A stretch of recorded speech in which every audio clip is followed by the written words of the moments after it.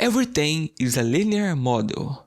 Let's imagine you are incredibly lazy and you want to learn R, but you only want to learn one function to do statistics. What function do you learn? I would recommend to learn to use the LM function. Why?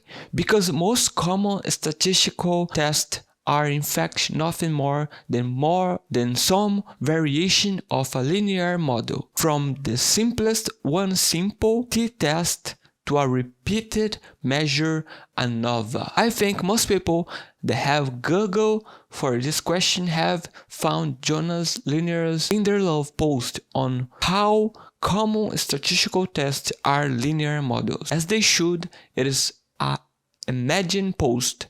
Here I want to go a bit more in depth into the mathematical behind of this statement to show how common statistical tests are in fact variations of a linear model.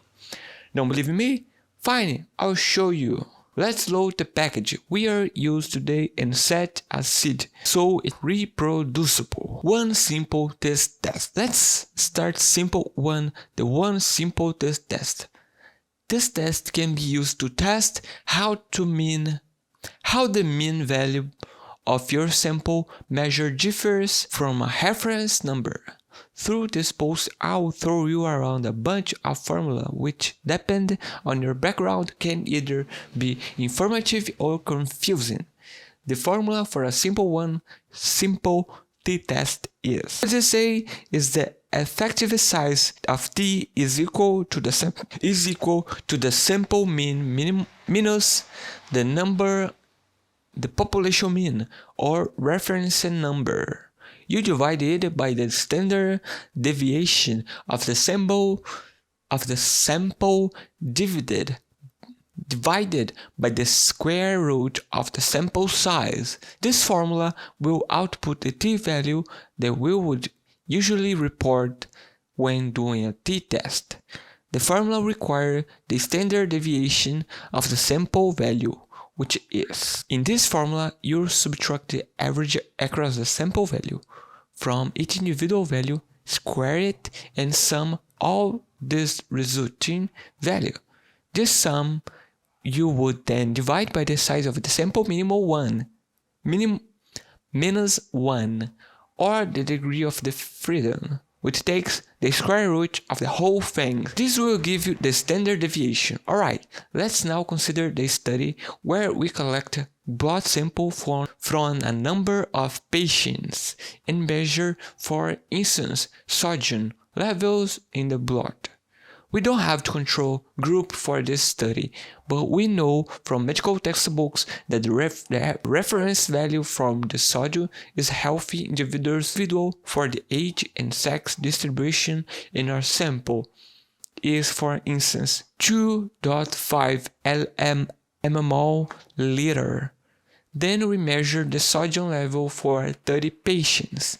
We can simulate some fake measures by generate a random sequence of value with a mean of 3 and a standard deviation of 1 to 2. If we then implement this measure in the formulation early, we get the following result for the standard deviation. This formula would be like this when increment in R. But of course, in any normal setting, you use the ST function, which will give the same result of the goal above. But I just want to show it for illustration purpose. Anyway, I will show you the use of the ST function. Now, let's calculate the t-value in formula form. This would looks like this. So just over this formula again, you take the mean of the sample, subtract the reference number, and you divide the number by the standard deviation of the sample, divide by the square root of the sample size, or in R terms. Now we can compare this to the t-test function, and then we'll find the same t-value, bearing some round and digital cutoff. In this function, since we are not comparing two sample values, we are set the population mean we want to compare to as a reference to concentration. The default value of a one sample t-test is 0.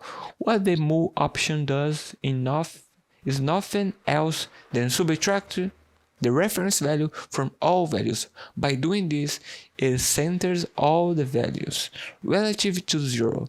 So if we return to t-test, we will get the same result, obviously with a different mean, and the value of the confidence interval have changed, although the ranges stay the same. So now back to the promise of this exercise. How is a t-test the same as a linear model? Likely we should before subtract the reference value from the sample value and add to the t-test. Comparing the value to 0 is equivalent to compare the sample value to the reference value. So let's consider what is a linear model does. You might recall from the high school mathematical that the formulation for the straight line is always the sum form of. The linear model is somewhat similar to